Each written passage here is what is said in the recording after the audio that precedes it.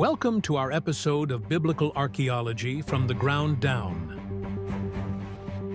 Sponsored by Bible Interact and hosted by Dr. George Sparks. Now let's explore the field of archaeology in today's episode.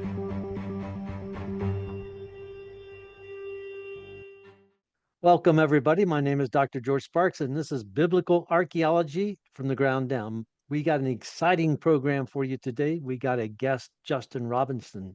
Also, I have my co-host, Dr. David Graves, PhD, 30 years, field archaeologist, lots of experience, and this is going to be a lot of fun. Justin is a historian and an author. He works in the coin industry. Also, he's fellow of the Royal Numismatic Society, also a member of the British Numismatic Society. Justin is a contributor to Coin News, UK's biggest selling coin magazine. He enjoys working in the coin industry where he shares his passion for history, telling the story that brings the past to life. Justin has a saying. Wherever I see him on a podcast, this saying comes up, Justin. You know what it is. A coin without a story is just a piece of metal, but a coin with a story becomes history in your hands.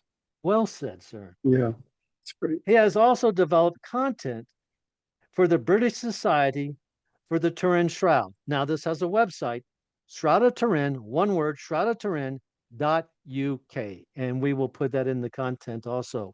Right. Justin, welcome to the program. So that really looks at how old the image is. What I'm going to do now finally is look at how the image was formed, and just spend a few minutes just looking at some of the theories that have been put forward over the years to suggest how the image could have been formed. Justin, I had a question. Of course. Is the cloth the same from the shroud? No, it's an inferior linen. It's not of the same quality as the shroud. Okay, so it's not cut from the same cloth. Okay. It's not cut from the same cloth. No, it is an inferior piece of linen in that sense. And as I said, it doesn't have any image properties at all. It's just very heavily blood stained and stained with fluids. But it is as I said, when they overlay it over the head, there is this strong suggestion that it once wrapped the same head. You know, they can measure the shape of the nose and that corresponds completely with the image on the shroud. All right. So we're going to look now at how the image was formed. And the image that appears on the shroud cannot be replicated, even with modern 21st century technology. And over the centuries, there have been several attempts to explain how the image appears on the shroud, and these can be summarized as follows. So one suggestion is that it's a painting or a rubbing of some kind created by an artist. The other theory is that it's caused by a naturally occurring chemical process. It's also been proposed that it's the world's first photograph made using technology that was then forgotten until the 19th century. And the fourth theory is that it was caused by a sudden release of energy that came from within the body. So let's have a look and see how those theories add up. Well, the first thing we can say is the image is not a painting or a rubbing, because if artistic materials like paints or charcoal had been applied to the linen to make the image, they would have been detected by chemical analysis and close-up examination. But instead, what we see is the image is barely visible to the naked eye when viewed close up, as we can see by this photograph. The image is actually caused by a mild discoloration of the linen on the surface of the fibers. The faint discoloration isn't caused by a darker substance laid on top or infused into the fibers, because that would saturate them, and this is not what's happened here. The fibers that make up the image have the same yellow color, like a photograph in a newspaper, made up of tiny dots. The darker the image, the greater the concentration of yellow fibers. And this is why Stirp were able to conclude that the image is not the product of an artist. The elements that make up the shroud image are all one color. Like a halftone image, all of the dots are the same color. Where the image is darker, there's a concentration of discolored fibers. And where the image is lighter, there are fewer discolored fibers. So the color of the image is that the fibers are a uniform yellow of oxidized cellulose. Now, this is not something that could be created. And a gentleman by the name of Garlashelli, a researcher in organic chemistry at the University of Pavia in Italy, has produced what he claimed at the time was conclusive evidence that the shroud was a fake. He placed a linen sheet over a volunteer in a mask, and then he rubbed it with a pigment containing traces of acid. And after heating the cloth in an oven to age it, the result produced a superficial likeness to the image on the real shroud. However, under a microscope, it's very easy to detect that the new image has been made with pigments and acids. The real shroud has no paints, pigments, acids, dyes, powders, or other foreign substances that could account for the image. And Garlashelli has argued that these might have faded over the centuries, but he still cannot explain why the image still remains. So it's very crude. It's not. It displays none of the three-dimensional qualities that we see on the shroud. And indeed, I mean, as I said, it's been made using a process which we know has not actually made the image that appears on the Shroud of Turin. So we can pretty much discount that. The illustration below is fascinating when you know what you're looking at. It shows a microscopic view of a shroud fiber that was actually attached to one of Max Fry's sticky tapes. And the boundaries between the image in yellow and the non-image fibers are very sharp, about a micron wide. And the image part shows up as a uniformly yellow, even at this microscopic scale. And where a non-image fiber crosses an image fiber, you can actually see that that part actually takes on the same uniform yellow image coloring. Now, what you're looking at is actually quite impossible, because this single image proves beyond any doubt that the image is not the work of an artist, unless you are painting on a microscopic level. An artist would have had to have painted a uniform yellow colour on specific parts of millions of tiny fibres, half the thickness of a human hair, without saturating the whole fibre in colour, all centuries before the invention of a microscope. And as Ian Wilson, my favourite author on the Shroud, has noted, this is something completely outside any conceivable technology, medieval or modern. So the image is not a painting. Neither is the image caused by a naturally occurring chemical process. No chemical process has been identified that could replicate the image. No image displaying similar properties has ever been seen before or since. Now, it has been suggested that heat or sweat from a recently dead body could discolour the cloth in some way, which could form the image. But we know that the detailed image of the shroud contains parts of the body that were not in direct contact with the linen. No detailed body image has ever been seen before on a cloth, which strongly suggests that what happened to put the image on the shroud was not a naturally occurring process. If the discoloration of the fibres was caused by a chemical reaction with a substance like ammonia or lactic acid found in sweat, then this would produce an incomplete, blurry image, not the distinct image that we see on the shroud.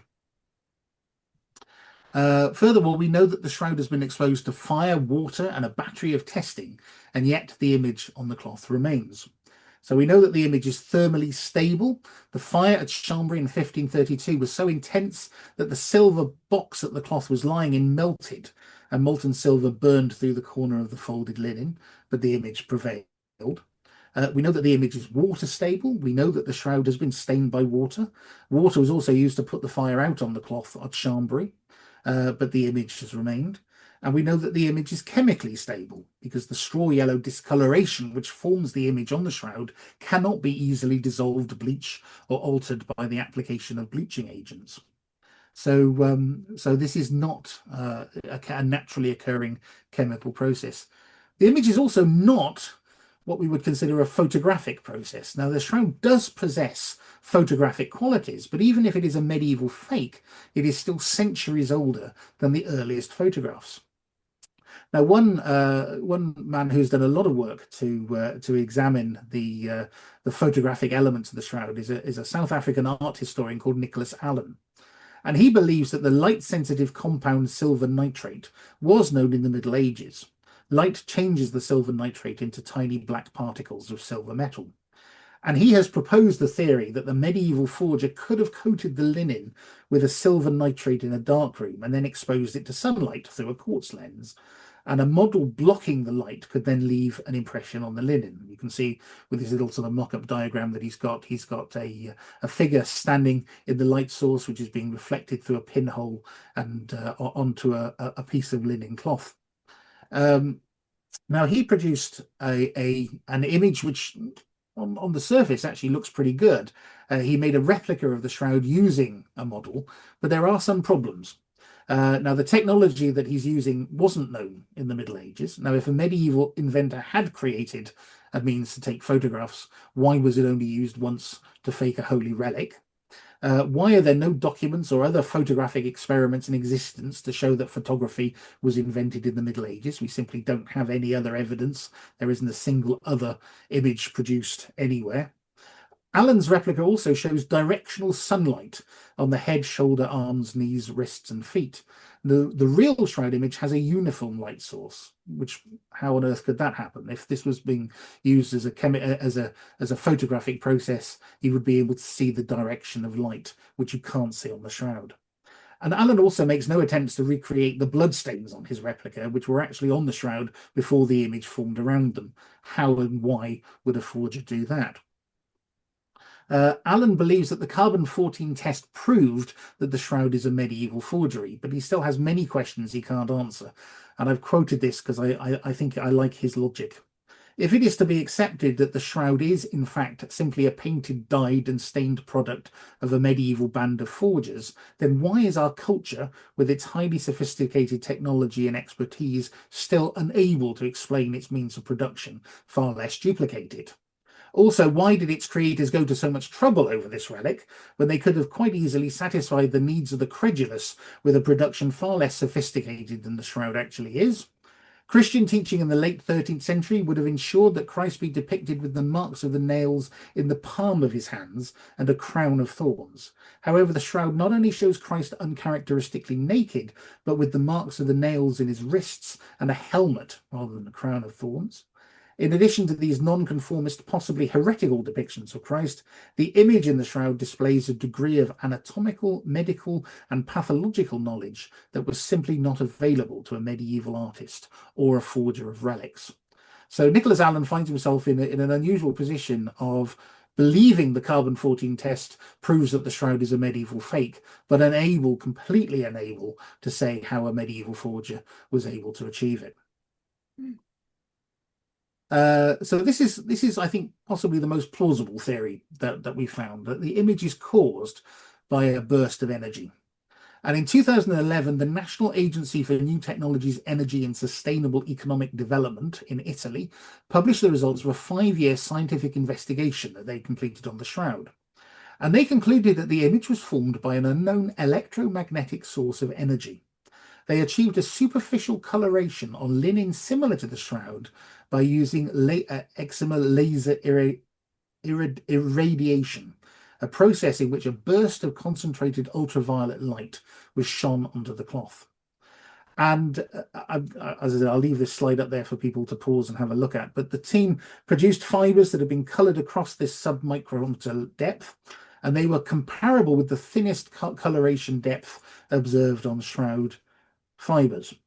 They also concluded that the total radiation power required to color a strip of linen with a complete image of a human body would exceed the maximum power released by all ultraviolet light sources available today.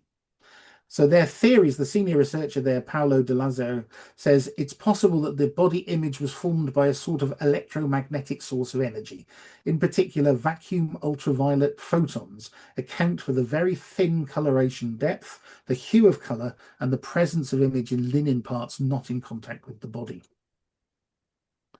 Now, so this is sort of very significant, because what it's basically saying is that they were able to produce similar results to what we see on the shroud, but only on an absolutely tiny level, nothing like a full body image. And indeed, they concluded it was absolutely impossible to actually reproduce the entire shroud image, because there simply isn't enough light source on the market available. But they were able to publish their findings, and they were published, as I said, in 2011, to say that the scientists say Turin shroud is supernatural. And the results show that a short and intense burst of ultraviolet directional radiation can color a linen cloth so as to reproduce many of the peculiar characteristics of the body image on the Shroud of Turin. So we end up with a fascinating question. An intense burst of unknown light source that comes from within the body itself. It has been suggested that this perhaps could be the moment of resurrection. 34 trillion watts, an absolutely impossible, again, scientifically impossible scenario, enough to actually slightly stain the top fibers and discolor them in just a way to create this incredible body image, but not enough to actually consume the body, consume the fabric entirely. The atomic bomb in Hiroshima obliterated people, leaving behind their ghostly shadows at the moment of the explosion. And this is nuclear energy creating images here. And I'm suggesting there perhaps the shroud image could have been formed in a similar way. The most likely explanation that we have at the moment is that there was an intense burst of an unknown light which came out of the body in an instant and discolored the cloth without destroying it. There's an interesting facet there looking at an X-ray image and the shroud negative detail, which kind of resembles an X-ray image, suggesting that this burst of light. Yeah, and I like how I just put there a little Bible quote there, Jesus saying, "I am the light of the world. Whoever follows me will never walk in darkness, but will have the light of life." Again, we see this sort of fascinating suggestion. So what are the implications? What are the implications in light of everything that we've been looking at? Well, we have to consider the evidence. No one has ever been able to convincingly replicate the mysterious image on the shroud. Far greater detail can be observed when the image is viewed as a photographic negative. The image presents an anatomically correct victim of crucifixion. The blood was present on the cloth before the image formed and has been shown to be human. In addition, the blood came from a victim of extreme torture. The image on the shroud has astonishing three-dimensional properties. Pollen grains found on the cloth can be used to establish where the cloth has been. Rock traces found near the feet have the same characteristics as rocks found in Jerusalem today. Stories of a linen cloth imprinted with Christ's image have circulated since the early church. In 525 AD, a mysterious cloth bearing a miraculous image of Jesus not made by human hands was rediscovered in Edessa after having been lost for centuries. In 944 AD, this same cloth was brought to Constantinople, and coins of Jesus struck in that city bear a startling similarity to the image seen on the Shroud of Turin. The carbon-14 test samples were cut from a corner that had been repaired in the Middle Ages, rewoven and strengthened with cotton, and then dyed to match the rest of the fabric. New non-destructive tests conducted in 2013 have shown that the age of the cloth to be much older than the now discredited carbon-14 test results. An examination of the folds on the linen suggests that the cloth had been previously kept in the way it had been described in Edessa and in Constantinople. The fabric of the shroud is consistent with fabrics produced in the 1st century. The side strip was stitched back onto the main linen using stitching that has only been found once before in the 1st century Jewish fortress of Masada. The shroud is consistent with 1st century Jewish burial customs and biblical accounts of how the body of Jesus was laid in the tomb. The image is not made by pigments, rubbing, a naturally occurring chemical process, or a photographic process. It appears to have been made by a burst of unknown light. So we know that the shroud is the most scientifically studied object on Earth. We still can't replicate the image today. It appeared centuries before photography, but is a perfect photographic negative with three-dimensional properties. The image was not made by an artist with paints or pigments, and it wasn't created by a naturally occurring chemical process. The anatomically correct body image has wounds consistent with torture and execution of Jesus as described in the Bible. The blood on the shroud is human and from the same man. The bloodstains were also on the cloth before the image was formed, and there is historical evidence that the cloth is 2,000 years old and was once in Jerusalem. So I'm going to leave with a quote. Father Herbert Thurston, writing in 1903, who says, "As to the identity of the body whose image is seen on the shroud, no question is possible. The 5 wounds, the cruel flagellation, the punctures encircling the head can still be clearly distinguished. If this is not the impression of the Christ, it was designed as the counterfeit of that impression. In no other person since the world began could these details be verified. And John Walsh, writing in 1963, says, only this much is certain. The Shroud of Turin is either the most awesome and instructed relic of Jesus Christ in existence, showing us in its dark simplicity how he appeared to men, or it is one of the most ingenious, most unbelievably clever products of the human mind and hand on record. It is one or the other. There is no middle ground. Who is he? And that, I'm pleased to say, concludes my presentation. Well done, Justin. Well done. Thank That's you. an amazing amount of work. Oh, thank you. That's good. Put It's that a labor of love. together. Everything is just amazing amount of work. And great If we could get enlarge the picture so you get out of the PowerPoint. And Yes, of course. Yeah. Let me do that. I'll go back up to, oh, hang on. If I stop share, that's right. There we go. How's that? That's good. Great. There we go. I don't know if I have any questions because at the end you did mention Nicholas.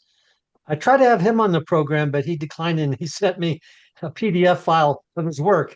What am I going to do? Oh, okay. But, Yes. so I was wondering, I wasn't going to say anything, but that would have probably been one of my questions at the end. You already tackled that one. I was going to not that I would ever ask a question that I would think that trying to stump, No. to be mean or something. But I think that's one of the lead questions out there right now, his work and how does that replicate or not replicate. Hey, okay. Some things at the end. Sometimes we like to share archaeology. So I did it earlier, and I don't know if David, if you want to at the end, I kind of put it at the end to make it concise. That way, if you want to edit it and put it somewhere else, David, go ahead. George, you didn't record it. Okay, then I was talking to Rustin when you took off. Yeah, so, yeah. I did pause it. So anyway, if you want to, we could go over it right now to share some archaeology with what you were talking about. David, do you have any questions before I do this or anything? No, I just really appreciated the research part of it. The history and the background and the way you laid it there, everything out, just point by point. So I was like, I'd never gone down the rabbit hole before, and so for me, this was one of my first real introductions. And from a scientific perspective, as a researcher, I really appreciated it. And, thank you. Great arguments.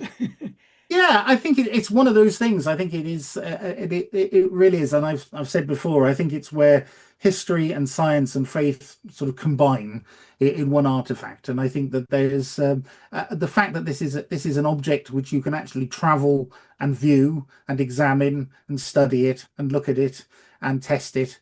It is, I think, makes it all the more incredible. I mean, these are not abstract theories that we're discussing. This is a tangible physical object, which I think is crying out to us to demand an explanation. I often think when Christ said of his disciples, who do the people say I am, and who do you say that I am? And I think it invites a response one way or the other. Yeah. And I think if whether it is Jesus or not, it's certainly a crucified man from the first century that has the crucified, characteristics. So absolutely, but it does. There are certain features that do match up specifically with the narrative of the gospel. So I think so too. I think I don't think there's anything that rules it out. Let's put it that way. Yeah. And all the work that's been done, and I welcome it. I all of the the research that's being done and people trying to find how this image could have been formed by in the Middle Ages. Fantastic. I mean, for me personally, as somebody who's interested in history, I am a person of faith. I'm quite open about that. I am a Christian. This does not change my faith. If somebody was able tomorrow to actually turn around and say the Shroud of Turin was created, it was faked in the Middle Ages, and this is exactly how they did it, and they can produce an identical, Shroud of Turin using all those medieval techniques, I will be the first to go, that is fascinating. That's absolutely incredible. That will not alter my faith in Christ one iota. But I think what this does do, I think, is support my faith, because at the moment we are in a position where we've conducted, as I said, it's the most extensively tested object in existence, and all of the tests that we've done, I believe, support its authenticity, with the exception, as I said, of obviously that carbon-14 test, which I think has now been extensively debunked. But it's and from that point of view, I will be the first one to welcome anybody that can turn around and tell me how the Shroud of Turin came to be faked. Because for me, it's I would find that absolutely compelling and absolutely fascinating. Nobody has yet been able to do so. I'm always very distrustful of people that, every now and again you'll see newspaper headlines saying, "Oh, Shroud of Turin is faked," because somebody has decided that the blood flows are wrong or something like that. But when you have to look at the whole, and you have to look at all of the evidence and everything that the Shroud is telling us to arrive at a conclusion. And I think that there's as I said, there's a huge amount of work that's been done. I feel very much as if I'm standing on the shoulders of giants, because most of my presentation, 95% of it, is the work of other researchers and historians and people like that. And I owe them a huge debt of gratitude, because, as I said, it's the most fascinating object in the world, and I love it. Well, George, you got a few more objects there. Do you want to share a few of your items there today is on our show and tell part of the program? Well, I'll make this. I'll try to make this brief. Hey, you did mention the pollen on the. Yes. And then you mentioned a gentleman, Dr. Wenger, is on the I think bottom. so. Yes, that's right. Who'd looked at some of Max Fry's original samples. That's right. There you go. Ah, very good. Now, Very good. I had him over at the church. He's passed away. Him and his wife have passed away. Yes. And they did a excellent presentation on the shroud. And he was a medical doctor. Yes. And it was like 25 years ago. And then while he was there, he gave me this book. All Lovely. right. Okay. But anyway, lovely. And I think right there they signed it. Can you see the signature? Oh, very nice. Yeah, that's good. And I'll tell you what, if you like it, give me your address. I'll send it to you. Right. Well, thank you very much. That's amazing. So, all right. Thank you. There. So, I had it out and I read it like 20 some years ago. Then last time you were on the program, I got it out and read it again. Yes. And it does mention the pollen, among other things that I have questions on. And it's questioning other things claims that have been made. But let's go over the artifacts real briefly. You did mention the heel bone of Johanna, a 26-year-old man that was found in an ossuary.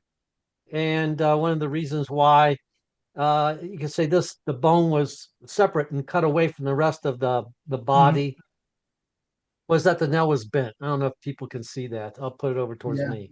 You can see the nail was bent. So if they don't know, this is what it looks like. All right. And it was placed and found in an ossuary box. Now, an ossuary box is a limestone box. It's not a sarcophagus. But sarcophagus is life size, full size. Ossuaries are where the bones were placed in Jewish customs in the first century BC, first century CE AD, if you will. Now, I got fragments of ossuaries here. All right. These are fragments. You can see how thin it is. Yeah. Okay, and this is a name, Hebrew and Aramaic. And I believe it starts right here. Yeah. And you can see like what's equivalent to an A and an R, a rush, and an H. You're faded Azariah. away. Read it. Okay, you can't read it. Now you can read it. Okay. Yes. Azariah. And then at the very end, it's been broken off. That's a B for Beth. So Azariah, Bet, and then the father's name, son of. And Azariah means God has helped. So that's what this means. Nice. That's good. And this is the thickness of an ossuary. Now, this could be on the sides. But there's also the sides that would be displayed that had more graphics on it. And we can Okay. see what those look Oh, like. right. Yes. Yeah. See how thick that is. The same Yeah. thickness Yeah. of limestone, but now you see these rosette designs. Mhm. Okay, that's for the audience, just in case And they you want to talked know. about the kind of limestone in your presentation that it was very distinctive in Jerusalem. Jerusalem has some very Yes. distinct limestone, so they That's would right. make the limestone boxes out of those. Yes, and it matches the chemical signatures, which is incredible. Absolutely. So ultimately, in that first century Jewish custom, when Jesus goes to the house of Lazarus, and Lazarus has already passed away, and he meets his sister in the crowds, and he goes before the tomb and he says, Lazarus, come forth, or to roll away the stone. When he says Yep. roll away the stone, one of the sisters says, it's been 4 days and it will smell. That's what she says. Well, in tombs, we usually find glass vials because they store perfume. Yes. And perfume can either be in a glass vial or an alabaster vessel. Yeah. All right. Now, it is also very interesting that in John's gospel, after Lazarus has been risen, that they had a meal. It Yep. says that one of the ladies, the sisters of Lazarus, broke a vessel and then wipes it with her hair. And it was the alabaster vessel. Now, if you look very carefully at this vessel, it is kind of fragile. But look where it's most susceptible. Yeah. Where can it be broken easily? At the lid. If you had a Yeah. cork in here or something to hold it and you broke it up, and it says that she broke the vessel. You can Yeah. see, and this is a hypothesis, all right? Mhm. It could be broken right here very easily. And this is just a suggestion that you read the scriptures and then we use our imaginations, Certainly. all right, to paint the picture for us, or Hollywood. And here you have the actual items, if you will, that were used from that time period. The bone, Yeah. fragments of ossuary boxes, the glass, the alabaster. Also, tombs can be dark, and we also find lamps. Mm. And this is a very familiar and also regularly regularly found item in you could say in archaeological excavations around the Jewish first century period, because it has no images on it, where Roman lamps, Greek lamps do, and the Jews had that commandment, no graven images. So we see these very common lamps in tombs of observant Jews. Make sense? Oh, Okay, absolutely. Mm. fine. Now, briefly, you also mentioned, besides the pollen, okay, in the book, you mentioned something about the shroud being suggestive of the chalice. Yes. Yes. I think that you mean the Holy Grail. Yes, I yes. mean, I think when we look at the legend of the Holy Grail and we strip it down to its brass tacks, this is has always been considered a cup that and of course traditionally legend has it the cup that Jesus used at the Last Supper. But specifically, the legend tells us that Joseph of Arimathea, and it specifically mentions him by name, he's connected to the Grail legend, took the vessel and took it to Calvary, where he used it to catch Jesus's blood. Now, immediately, that for me as a historian, I've always believed that behind every legend there is always a little kernel of truth. And legends, I don't think don't start. They're not entirely invented. There's always a little grain of truth that sparks them. And the idea of Joseph of Arimathea going to Golgotha with a cup and using it to catch Jesus's blood is bizarre in the extreme. He wouldn't have been allowed anywhere near that Jesus as he was dying on the cross. The Romans would have sent him packing. And so that for me doesn't make any sense. But of course, the only time that Joseph of Arimathea is actually mentioned in the Bible is when he goes to Pilate and actually requests permission to take down Jesus's dead body and bury it. And Pilate grants permission, and we are specifically told that Joseph of Arimathea goes out and buys a strip of linen cloth, and he takes down the body and takes it to his tomb and wraps the body in the cloth. So the only time that Joseph of Arimathea is mentioned in the Bible, it's in connection with the linen cloth. And so I think this is the origin of the Grail story. After the fall of Constantinople, after the sack of Constantinople, if the Knights Templar did come into possession of the shroud and guarded it, it became their most holy possession, their most sacred possession. And I believe that this is exactly the point at which when the stories of the Holy Grail begin to circulate. The idea of a vessel being a cup, again, is probably a little bit of a stretch. A vessel is basically something that is used to contain something else. In this case, the bloodstains of Jesus of Nazareth. I think it's a perfect match. And it's a fascinating story because there's been so much speculation. The Holy Grail is such a part of our culture, and Dan Brown and the Da Vinci Code and all of the books that have been written about the Holy Grail. And I think if you strip it down to its basic brass tacks, a vessel that contains the blood of Jesus. There goes my Indiana Jones. Absolutely, and I think that this is the origin of that, and I'm sort of quite excited by that, because I think that that if you want to know, as I said, Indiana Jones is exactly as you said. This is not a cup. This was a linen cloth that Joseph of Arimathea, we're told in the Bible, went and wrapped his dead friend in it, bloodied, and the blood's transferred onto the linen where it is still today.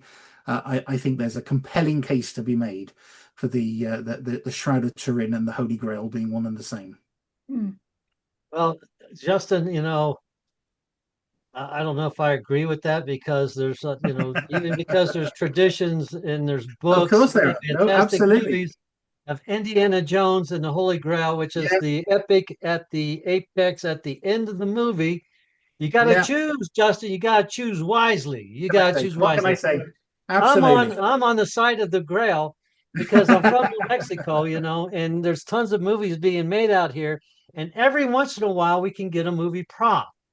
Right? Yes, of course. Well, so anyway. Aha, look at that. There we are. We have to have a prop of the Grail. So since I have it right here, Justin, I don't know. Yes, you're not gonna throw it out tomorrow. I can see that. It's obviously very precious. But very good. So anyway, of course I'm joking, but we had this. It was kind of a setup of a question. I didn't know I was going to put you through all that. But just very good. No, it's fascinating, and as I said, I often consider the shroud to be the gift that just keeps on giving, because the more you dig, the more you find, and the more, as I said, it's the endless rabbit hole, and I think it's, well, as I said, it is the most fascinating object in the world. But I am very much of the opinion that it might well have been the origin for the Grail. I think it's certainly the most plausible explanation I found yet. Okay, let me ask you some questions now that the end. Let's see, next month. No, it's this month. This month, the end of this month, the 28th, they're going to have a symposium here in Albuquerque where they got a number of archaeologists coming in, and they're going to talk about the Grail for, not the Grail, the Shroud for one day. And they made some comments. Well, the same people that are going to be there, they said some things in presentations that I want to ask you some questions, and they're not saying that it's not the Shroud. They say yes, the Shroud, but they do make other suggestions, which I'm going to ask you. All right. Coins on the eyes. Are there coins on the eyes of the Shroud? I'm not convinced by that. I know that there has been some study. I think that we have to be very careful because I think you can see sometimes what you want to see.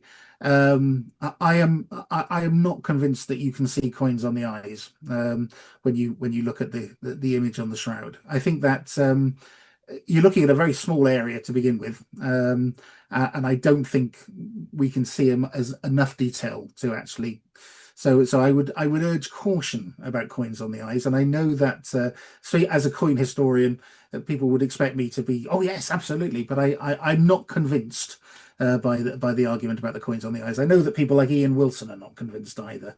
I think that it's almost a little bit of wishful thinking. I mean, people have seen and have claimed to see all kinds of things on the shroud. People have claimed to be able to see flowers. One person has actually claimed that you can actually see the instruction that Pilate put up over him, Jesus Christ, King of the Jews, and they believe that you can see that on the shroud. Now again, I think a lot of that takes a lot of squinting, imagination. Thank you. That is exactly the word I was looking for. What's it called? Pareidoia? I think there is enough. There's enough that you can actually see on the shroud with the naked eye to baffle and astound you without actually having to use imagination to see other things that may or may not exist. At the end of the day, we still don't know how that image has got onto that cloth, and I think there's enough that we can see with our naked eye to keep us going than having to invent other things that may or may not be there. So I'm not completely sold on that, I have to say. Okay, things that I have read and heard through different interviews on YouTube. The coins, that's come up. The spear that they pierced Jesus with, they said, some say that was in there. Flowers, you just mentioned it. Nails that crucified, they said they see that. Also, the thorns that were used in the crown of thorns, they have identified the thorns as the thorns of Bethlehem. I'd never heard of that one before. No, the specific type of thorn that was used in the making of Thorn of Bethlehem. So if anybody's heard of those type of items, go ahead, sir. Yeah. I mean, Max Fry was able to identify this pollen, and he found it was concentrated around the head and shoulders, and which came from this one particular thorn, which has allowed people to speculate. And I'm sure it's in that book that you've got there, that allowed people to speculate that might have been the crown of thorns, and that's why there's a heavy concentration of that pollen around the head and shoulders area. Well, that makes good sense. I know that where I worked in Israel and in Jordan, we had acacia trees with thorns like that. So there's thorns all over the place. But to find the pollen makes perfect sense. And that's something that is scientifically identifiable. Yeah, absolutely. Regional. That's right. And I think so I'm more interested in that. I think what you can actually get from the shroud, as opposed to, as you said, imagination. It's it's a bit of a stretch of the imagination for me to be seeing all other kinds of things in the shroud. I think it's incredible enough in its own right. It doesn't need us to to invent other things on it. Embellish it. Absolutely. I don't think it needs any embellishment. No, it doesn't. Okay, George, you had another question? No, that's it. I think, wow, you covered a lot. I had these questions that I've overheard in different lectures and read in books, and I thought we'd cover that.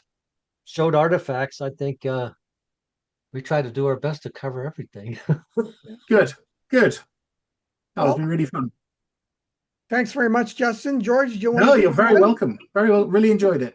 Yeah. Well, I'd like to, once again, all our supporters, we're up to like 352,000 subscribers. We appreciate that.